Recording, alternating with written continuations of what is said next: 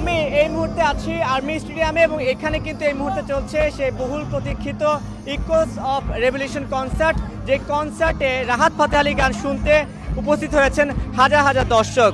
ঢাকা ইউনিভার্সিটির কিছু শিক্ষার্থী যারা কিনা বৈষম্যবিরোধী ছাত্র আন্দোলনে অংশগ্রহণ করেছিলেন, তাদের আয়োজনে এই কনসার্টটির আয়োজন করা হয়েছে, যার প্ল্যাটফর্মটির নাম দেওয়া হচ্ছে স্পিরিট অফ জুলাই। এখানে শুধু রাহাত ফাতে আলী খান নয়, পাশাপাশিও Chirkut band, Artcell, Aftermath, rapper Sezan, rapper Hannan সহ আরে অনেকেই গান গেয়েছেন বা গান গাওয়ার জন্য এখানে এসেছেন। একটু বলে রাখি, এই চ্যারিটি কনসার্ট থেকে প্রাপ্ত সকল অর্থ কিন্তু জুলাই গণঅভ্যুত্থানে যারা আহত হয়েছেন বা নিহতদের পরিবারের যে সংগঠন আছে জুলাই স্মৃতি ফাউন্ডেশন, সেই জুলাই স্মৃতি ফাউন্ডেশনে প্রদান করা হবে। এবং এই চ্যারিটি কনসার্ট অর্থাৎ রাহাত ফাতে আলী খান কিন্তু এই কনসার্টে গান গাওয়ার জন্য কোনো টাকা নিচ্ছেন না।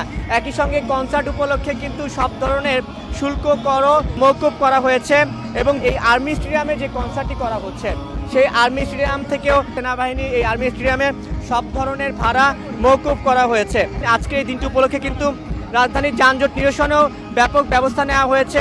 আমরা দেখতে পেয়েছি যে এলিভেটেড এক্সপ্রেসওয়ে যে টোল ছিল সেই টোলটা ফ্রি করে দেওয়া হয়েছে এবং টোল ফ্রি করার পাশাপাশি আজ দুপুর 2টা থেকে রাত 11টা পর্যন্ত কিন্তু এই টোল ফ্রি থাকবে এবং army golf club, airport, Kuril বিশ্ব রোড এই 4টি প্রবেশ পথে এলিভেটেড এক্সপ্রেসওয়ে যে যানবাহনগুলো রয়েছে সেটির টোল ফ্রি হিসেবে যাওয়া আসা করতে পারবে। জুলাই অভ্যুত্থানকে কেন্দ্র করে যে টিকিটও 36% একটা ছাড় দেওয়া হয়েছিল শিক্ষার্থীদের জন্য।